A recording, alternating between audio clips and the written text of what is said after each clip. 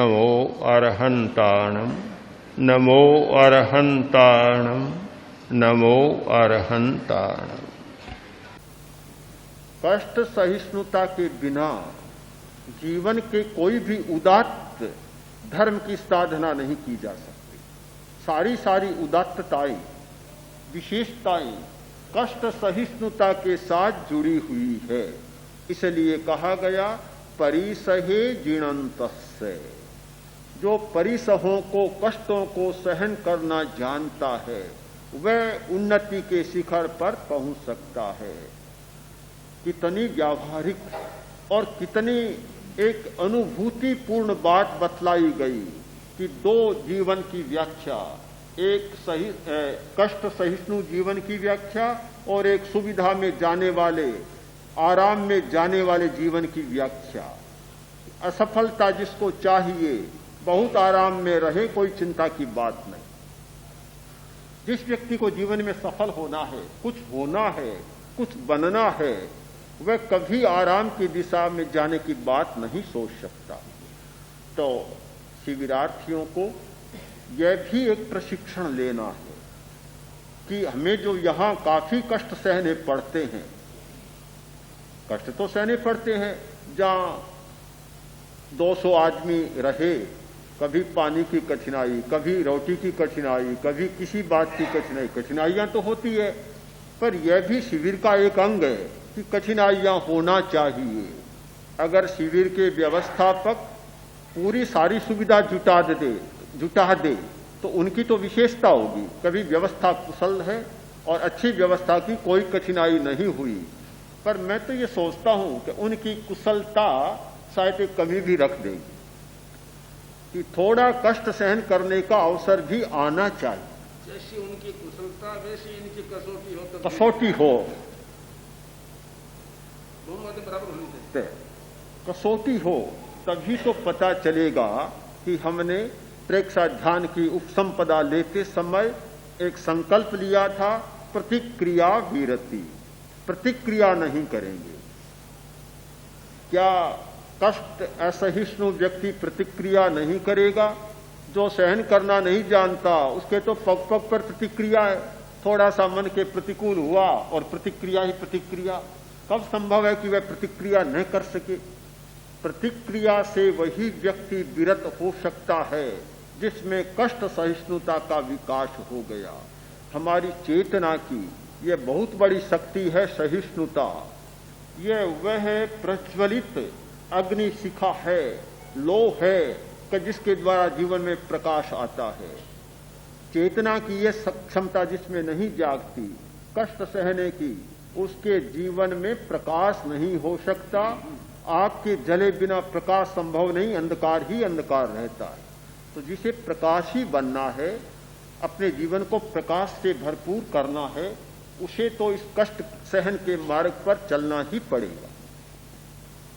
तो सहिष्णुता का विकास, उसके साथ साथ मनोबल का विकास, यह युक्तिकृत मनोबल, यानी सहिष्णुता के द्वारा मनोबल को बढ़ाया जा सकता है।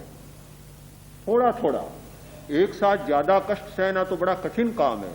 थोड़ा थोड़ा, जैसे उस व्यक्ति ने संकल्प किया कि मैं एक बैल को, सांड को अपने भुजाओं पर उठा लेना चाहता।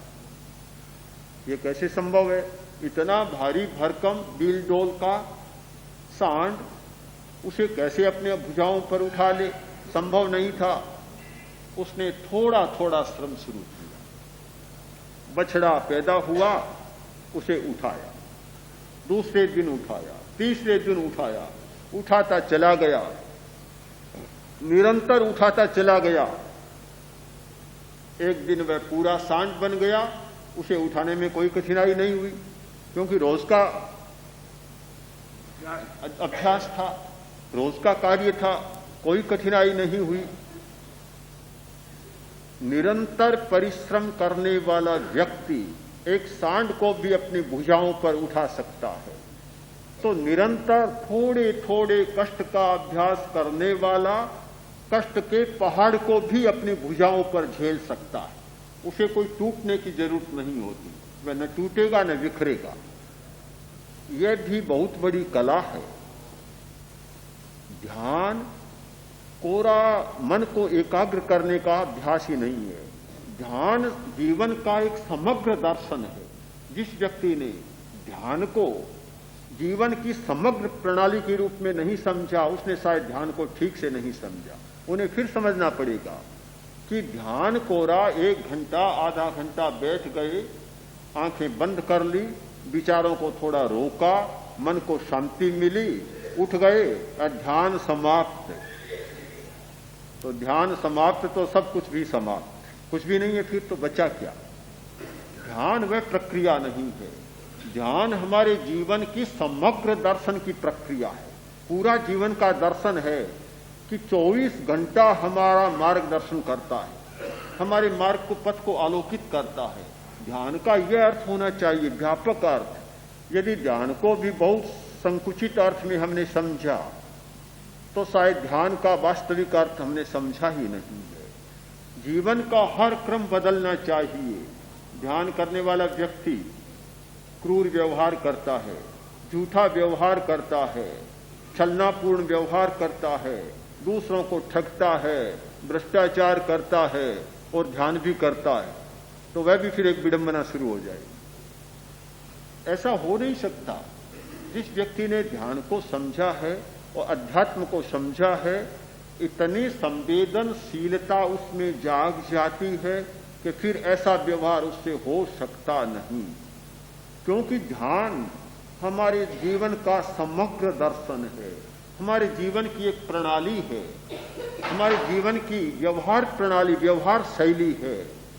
इस रूप में हम ध्यान का अनुभव करें तो यह सारा अभ्यास का प्रयोग, यह युक्ति के द्वारा मनोबल को बढ़ाने का प्रयोग है।